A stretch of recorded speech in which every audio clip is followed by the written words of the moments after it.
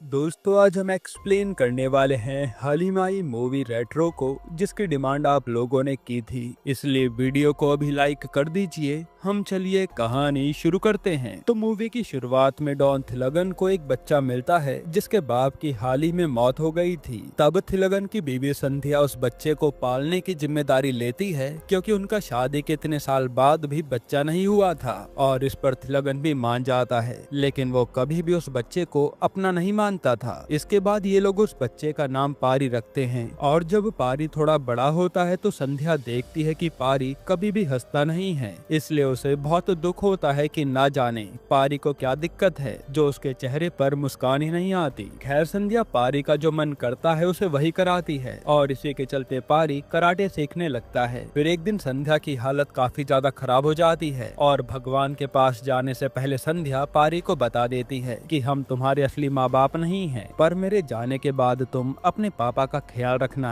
यहाँ पारी संध्या से इतना प्यार करता था इसलिए वो उसकी बात मान लेता है। फिर जब थिलगन संध्या का अंतिम संस्कार कर देता है तो वहाँ पारी को उदास देखकर एक लड़की रुक्मणी उसके पास आती है। वो उसे उदासी का कारण पूछती है पर पारी कुछ भी नहीं बोलता। हालांकि रुक्मणी किसी न किसी बहाने से पारी से बात करती रहती है जो कहीं न कहीं पारी को अच्छा लगता है। इसके बाद हम देखते हैं कि जैसे जैसे पारी बड़ा होता है उसका गुस्सा बढ़ता जाता है और कई बार तो उसने अपने पापा थिलगन की जान भी बचाई थी, पर तब भी थिलगन उसे अपना बेटा नहीं मानता। अब हमें कई साल बाद अफ्रीका का सीन दिखाया जाता है जहां अफ्रीकन माफिया एक कंटेनर खोलते हैं तो उन्हें सिर्फ मछली दिखती है और वो सीधा इंडिया में फोन घुमा देते हैं। असल में उन्हें मछली की जगह किसी गोल्डन फिश के आने की उम्मीद थी, पर उन्हें यहाँ पागल बना दिया गया था। अब ऐसा क्यों, ये हमें आगे पता चलेगा। इधर हम पारी को देखते हैं जो अब बड़ा हो गया था और उसका पूरे शहर में नाम चलता है, जिससे थिलगन भी घबराता है। आज पारी शहर के सारे गुंडों को बुलाकर अनाउंस करता है कि आज मेरी शादी है, इसलिए अब मैं ये बुरे कामों से कोसों दूर जा रहा हूँ, इसलिए कोई भी मुझे और मेरी पत्नी को परेशान करने मत आना,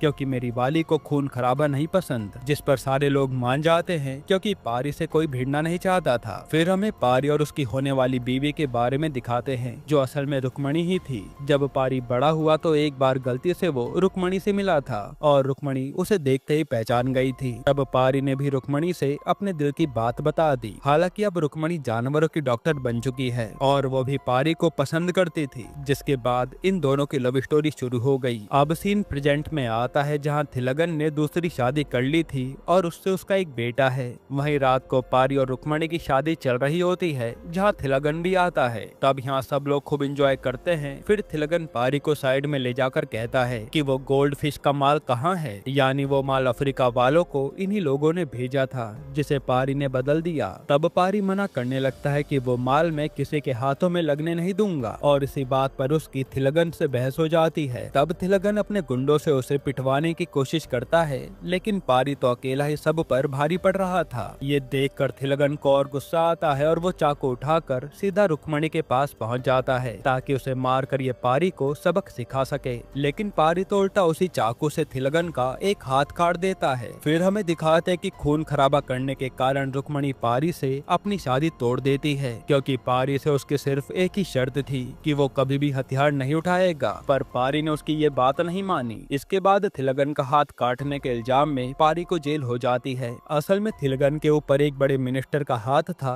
जिसने पारी को अंदर करवा दिया था। तब जेल में पारी को आए दिन वहाँ के कैदी मिनिस्टर के कहने पर मारते रहते हैं और रुक्मणी के दूर हो जाने से पारी पूरी तरह से टूट चुका था, इसलिए वो किसी को कुछ कहता भी नहीं है। इसी बीच वहाँ का जेलर भी पारी से बार बार उस गोल्ड फिश के बारे में पूछता है कि बता दे वो कहाँ रखी है, लेकिन पारी अभी भी कुछ नहीं बताता और ऐसे ही करके कुछ साल बीत जाते हैं। वहीं पारी ने अपने सारे लोगों को काम पर लगा रखा था कि मुझे कैसे भी करके रुक्मणी का पता करना है। अब एक दिन जेलर को कुछ लोग आकर मिलते हैं जो जेल के कुछ खुखार कैदियों को ले जाकर उनकी जंग कराते थे, लेकिन जेलर उन्हें पारी के बारे में बताता है और वो लोग उसकी डील 10 लाख में कर लेते हैं। फिर जब जेलर इस बारे में पारी को बताता है कि तुम्हें जेल से मैं रिहा करवा दूंगा, बस तुम भी मान जाओ क्योंकि यहाँ पैसों का सवाल है, तो ये सुनते ही पारी मना कर देता है। इसके बाद एक दिन पारी को उसके लोग आकर बताते हैं कि रुक्मणी भाभी का पता चल गया है जो अंडमान के पास ब्लैक आइलैंड नाम की जगह पर अपना एनजीओ चलाती हैं। ये सुनते ही पारी खुश हो जाता है और सीधा जेलर के पास आकर कहता है कि हाँ मुझे तुम्हारी सारी शर्तें मंजूर है, बस मुझे जेल से निकाल दो। जिसके बाद रात को जेलर पारी को सीधा उसी आदमी के हाथों बेच देता है जो फाइटर ढूंढ रहा था, और जेलर के जाते ही पारी उन लोगों को बुरी तरह पीटता है और वहाँ से फरार हो जाता है। फिर वो अपने लोगों के साथ एक प्लान बनाता है और एक डॉक्टर चैपलिन के पास आता है जो लोगों को लाफ्टर थेरेपी देता था। वो उससे कहता है कि हमने तेरी बीवी बच्चों को किडनैप कर रखा है, बस तू हमारा काम कर दे, हम उन्हें छोड़ देंगे। फिर वो बताता है कि तुम्हें ब्लैक आइलैंड पर जाकर अपनी एक हाहा ब्रांच खोलनी है और मुझे वहाँ का डॉक्टर बनाकर ले चलो। वहाँ पहुँचते ही हम तेरे परिवार को छोड़ देंगे। तब डर के मारे चैपलिन ऐसा ही करता है और ये लोग किसी बहाने ब्लैक आइलैंड चले जाते हैं। वहीं वो मिनिस्टर धर्मन बार बार थिलगन पर प्रेशर डाल रहा था कि कैसे भी करके उस गोल्डफिश का पता करो वरना मैं तुम्हें ही मार दूंगा, क्योंकि ये डील बहुत बड़ी थी। जिसके बाद हम अंडमान का सीन देखते हैं और हमें मिरासु नाम के एक तानाशाह राजा के बारे में पता चलता है जिसने वहाँ के सारे लोगों को अपना गुलाम बनाकर रखा था। फिर थोड़ी देर में ब्लैक आइलैंड पर पारी अपने लोगों और चैपलिन के साथ वहाँ हॉस्पिटल डालने आ जाता है ताकि वो रुक्मणी से इसी बहाने मिल पाए। इधर थिलगन उस जेलर के जरिए उन लोगों से मिलता है जिन्होंने पारी को खरीदा था, पर वो आदमी बताता है कि वो हमें पीट कर भाग गया है। तब गुस्से में थिलगन उस जेलर को ही जान से मार देता है कि पारी को तूने जेल से निकाला ही क्यों। इधर पारी आज ब्लैक आइलैंड के सारे लोगों को लाफिंग थेरेपी देने लगता है। हालांकि अभी तो वो खुद भी हंसना नहीं जानता था, पर वो वहाँ के लोगों को हंसाने की पूरी कोशिश कर रहा था। तभी वहाँ उसे रुक्मणी दिखती है जिसे पारी देखता ही रह जाता है। फिर पारी रुक्मणी से बात करने आता है और कहता है कि देखो अब तो मैं डॉक्टर बन गया हूँ जो लोगों को हंसाने का काम करता है, अब तो मुझसे शादी कर लो, मैं बहुत बदल चुका हूँ। लेकिन रुक्मणी उसकी बात नहीं मानती और पारी चला जाता है। फिर रोज पारी वहाँ ब्लैक आइलैंड के लोगों को हंसाने की थेरेपी देता है और हमें एक बात पता चलती है कि इस आइलैंड के लोग कभी हंसते ही नहीं हैं। अब ऐसा क्यों, वो हमें आगे पता चलेगा। जिसके बाद एक दिन वहाँ पर एक अमीर आदमी हिरन को मार देता है तो रुक्मणी उसके खिलाफ आवाज उठाती है, लेकिन वो आदमी तो उल्टा रुक्मणी से ही बदतमीजी करने लगता है। तब पारी को गुस्सा तो बहुत आता है, लेकिन वो रुक्मणी के सामने उन लोगों को कुछ भी कह नहीं पाता, वरना रुक्मणी इस बार तो उसका चेहरा भी नहीं देखेगी। लेकिन फिर पारी से जब अपना गुस्सा बर्दाश्त नहीं होता तो वो उन लोगों के अड्डे पर पहुंच जाता है और वहाँ सारे लोगों को बड़ी बुरी तरह पीटता है। फिर पारी सीधा रुक्मणी के पास आकर उससे प्यार भरी बातें करने लगता है और रुक्मणी को भी लगता है कि शायद पारी अब बदल गया है। इधर जिन लोगों को पारी ने मारा था वो अपने बॉस को इसके बारे में बताते हैं और ये बॉस और कोई नहीं बल्कि वही आदमी था जो पारी को खरीदने की कोशिश कर रहा था। तभी थोड़ी देर में वहाँ पारी भी रुक्मणी के साथ उनके पास आता है और जिन्होंने रुक्मणी से बदतमीजी की थी वो लोग रुक्मणी के पैरों में गिरकर माफी मांगते हैं कि आज के बाद हम ऐसा नहीं करेंगे, जिससे रुक्मणी बहुत खुश होती है और अब पारी को भी उसका प्यार वापस मिल गया था। मगर अब इस आदमी के बॉस ने थिलगन को भी पारी के बारे में बता दिया था कि जिस आदमी को हम लोग अब तक ढूंढ रहे थे वो तो हमारे आइलैंड पर आ रखा है। पर थिलगन कहता है कि उसे मारना मत, मुझे उससे एक राज के बारे में जानना है। जिस पर वो आदमी कहता है कि मेरा भी एक बॉस है, उसके गुस्से का मैं कुछ भी नहीं कह सकता, वो कब क्या कर दे। फिर हमें माइकल को दिखाते जो मिरासु का बेटा है और वो उस आइलैंड पर आए दिन फाइट करवाता रहता है। उसे यही सब करके मजा आता था। फाइट में दो ग्रुप्स लड़ते हैं और जो ग्रुप हारता है उसके एक मेंबर को माइकल मगरमच्छ को खिला देता है। एक तरह से माइकल हैवान था। तब उसे वहाँ पारी के बारे में उसके आदमी बताते हैं कि हमने पारी को खरीद लिया था, लेकिन वो तो अकेला ही हमारे लोगों को मारकर भाग निकला और वो अब हमारे काबू में भी नहीं आ रहा। वहीं यहाँ रुक्मणी और पारी की लव स्टोरी भी काफी अच्छी चलने लगी थी और अब तो पारी आइलैंड के लोगों को हंसा भी पा रहा था। तभी वहाँ पर माइकल अपनी गैंग के साथ आता है और उसे देखकर सारे आइलैंड के लोग कांप जाते हैं कि यहाँ पर आया क्यों है। फिर माइकल पारी से कहता है कि तू फाइटर अच्छा है, मुझे तेरे जैसा आदमी चाहिए था। लेकिन पारी लड़ने से साफ मना कर देता है कि मैंने लड़ना काफी समय पहले छोड़ दिया है। तब माइकल हंसते हुए रुक्मणी को सब सच बता देता है कि पारी इस आइलैंड पर आया कैसे है और ये सुनकर रुक्मणी का दिल टूट जाता है कि ये पारी तो बदला ही नहीं। फिर रुक्मणी यहाँ से जाने लगती है और पारी उसके सामने खूब गिड़गिड़ाता है कि मुझे छोड़कर मत जाओ, मैं तुमसे बहुत प्यार करता हूँ। लेकिन रुक्मणी नहीं मानती। इससे पारी को गुस्सा आ जाता है और वो माइकल के आदमियों को ही मारने लगता है, जो देखकर रुक्मणी हैरान थी कि ये कभी बदला ही नहीं। फिर माइकल पारी से कहता है कि तू मेरे जैसा ही है, मेरा फाइटर बन जा, ऐश करेगा। तब पारी भी गुस्से में मान जाता है। इसके कुछ दिन बाद अब पारी फाइट करने के लिए आता है और वो अकेला ही ओपोनेंट की टीम को मारे जा रहा था। फिर लड़ाई खत्म होने के बाद पारी अपने कमरे में चला जाता है और हम देख पाते हैं कि रुक्मणी के ऐसे जाने से पारी का खुद से कंट्रोल ही खो गया था और वो बस हर समय गुस्से में रहता था। तभी एक दिन पारी के पास थिलगन आता है जो रुक्मणी को भी किडनैप करके अपने साथ लाया था। तब वो पारी से बार बार पूछता है कि बता दे गोल्ड फिश कहाँ है, वरना अच्छा नहीं होगा। लेकिन पारी उसे कुछ भी नहीं बताता और कहता है कि सच जानकर तुम मुझे और रुक्मणी दोनों को मार दोगे। तभी हम देखते कि शहर में माइकल के कुछ गुंडों ने